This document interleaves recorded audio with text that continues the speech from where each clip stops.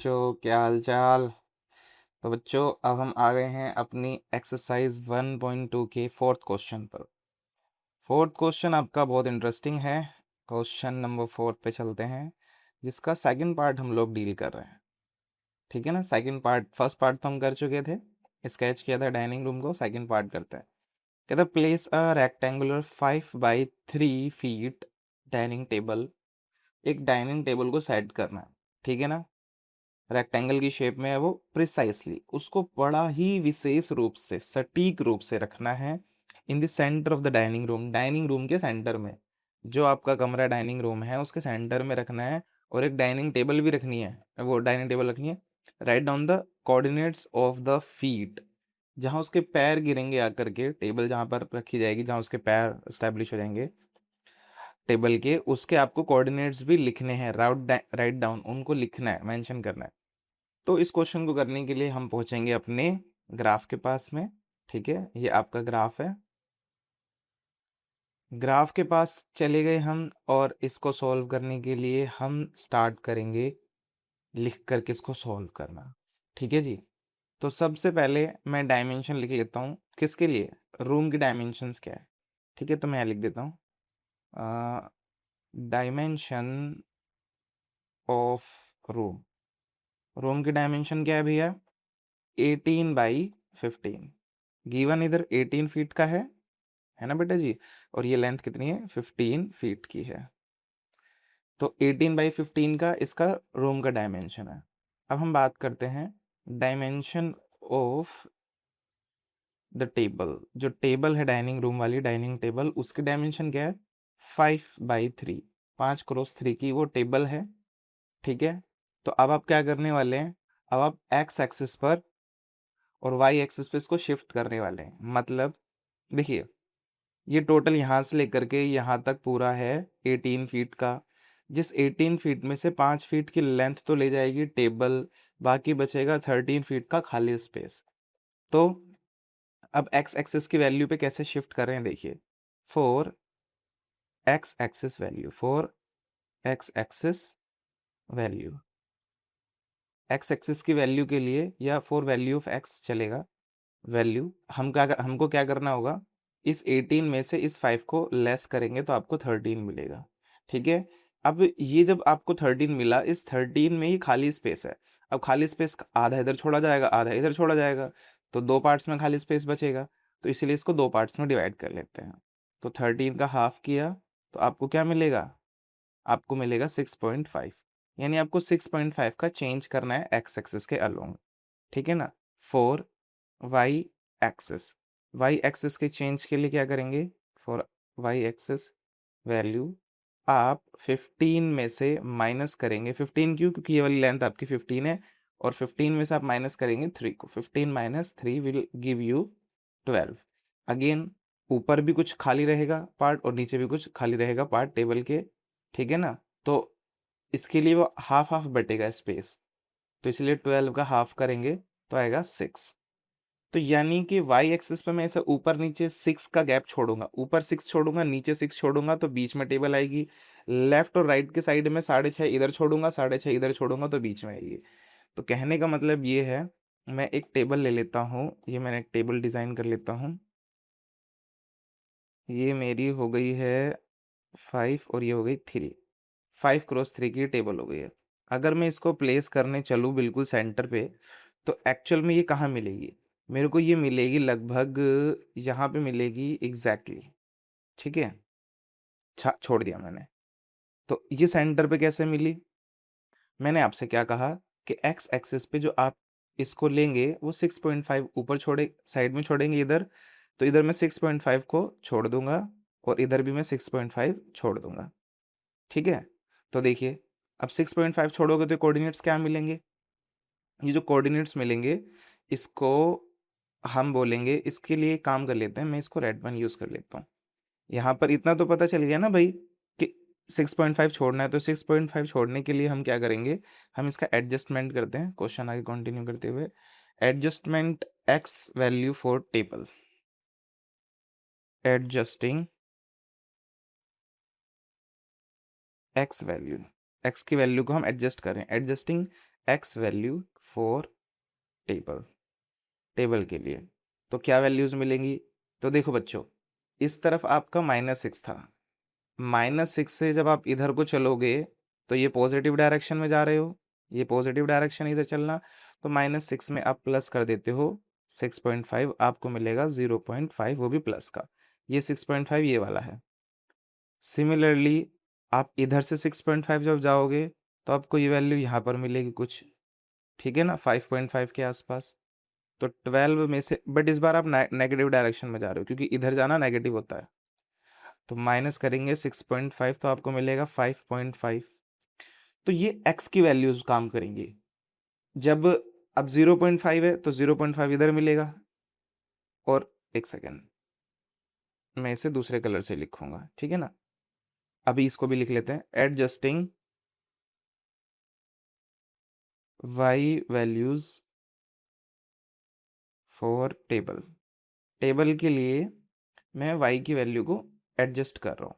तो अब ये वाली जो एडजस्टमेंट मैंने की थी कहाँ से की, -6 से 6.5 में इधर लेके गया, तो फ्रॉम लेफ्ट टू राइट की है, तो मैं इसको लिख रहा हूँ फ्रॉम लेफ्ट टू राइट, ठीक है ना। इसीलिए मैंने इसको माइनस किया है, प्लस किया है, क्योंकि राइट में जाएंगे तो प्लस होता है। देखो कैसा प्लस हो रहा है, ये रहा। और इस तरफ हम नेगेटिव में गए हैं, तो फ्रॉम राइट टू लेफ्ट, ये मैंने आपकी अंडरस्टैंडिंग के लिए भी लिख दिया, आप एग्जाम में भी लिख सकते हो।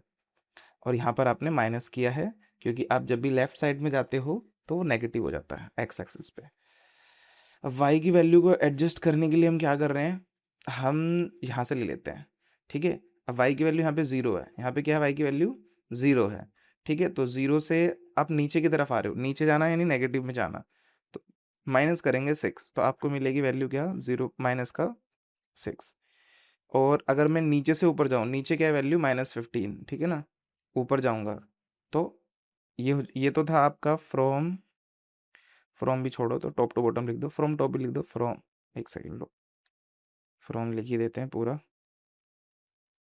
From top to bottom. और टॉप टू बॉटम जाने के लिए हमने नेगेटिव किया है, ठीक है ना।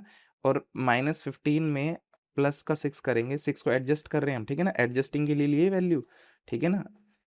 और ये आपका आ जाएगा -9, ये हमने नीचे से ऊपर की तरफ किया है।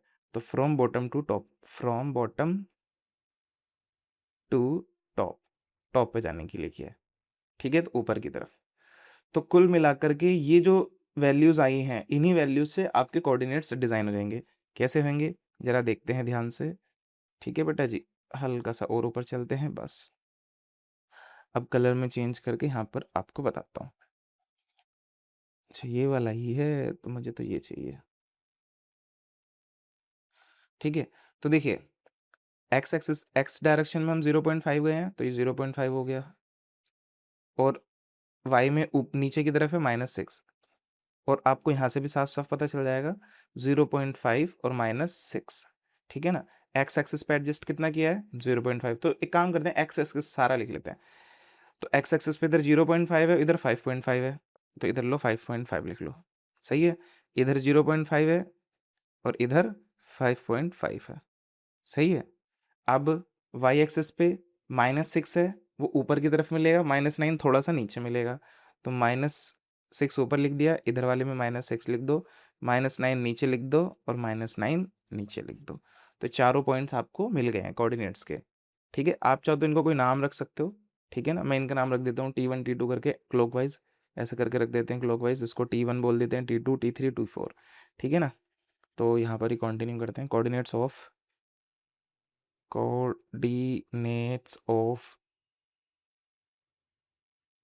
टेबल, ठीक है ना। और ये मैं काम क्लॉकवाइज कर रहा हूँ, क्लॉकवाइज सिस्टमेटिकली। तो T1 की क्या है, T1 का हो जाएगा 0.5 कोमा -6, T2 क्या होगा 5.5 कोमा -6, और T3 क्या होगा 5.5 कोमा -9, और T4 क्या होगा, T4 होगा 0.5 कोमा -9।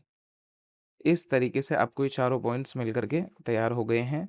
ये कोऑर्डिनेट्स हैं टेबल के फीट के, जो पैर उसके आए हैं उसके। क्वेश्चन वास्तव में इंटरेस्टिंग है, करने में थोड़ा अटपटा लग सकता है बट इजी है। देखो मैं फिर एक बार इसको समराइज कर देता हूँ जस्ट इन वेरी शॉर्ट, ध्यान से देखना है।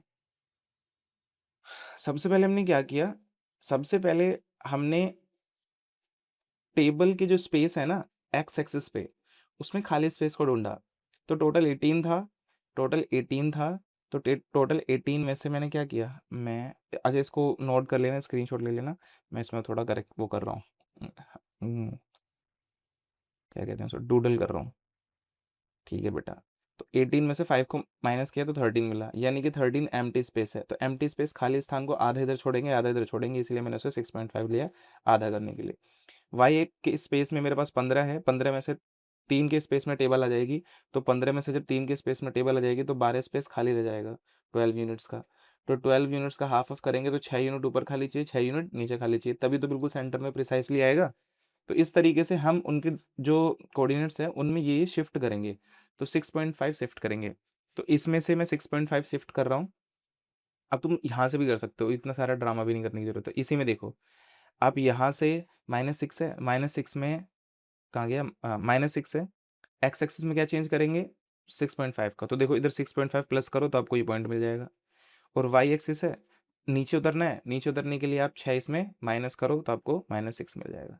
ठीक है, यहीं से मिल जाएंगे। अब इधर कितना था, 12 कोमा -9 था, -0 था, 12,0 था। अब 12,0 में से हम क्या करेंगे, एक्स वाले के लिए 6.5 को माइनस करेंगे क्योंकि हम इधर जा रहे हैं। तो देखो माइनस किया तो ये मिल गया, और नीचे भी जा रहे हैं तो भी माइनस ही करेंगे, तो 0 में से 6 माइनस करो तो आपको ये मिल गया। ठीक है, तो इन दोनों कोऑर्डिनेट्स की हेल्प से ये दोनों कोऑर्डिनेट्स मिल गए हैं। ठीक है, सिमिलरली इन दोनों कोऑर्डिनेट्स की हेल्प से ये दोनों कोऑर्डिनेट्स मिल जाएंगे। इस वाले में से ऊपर चढ़ रहे हो, ठीक है, वाई के अलोंग, तो देखो ऊपर चढ़ रहे हो, 6 ऊपर चढ़े हो तो -9 हो गया।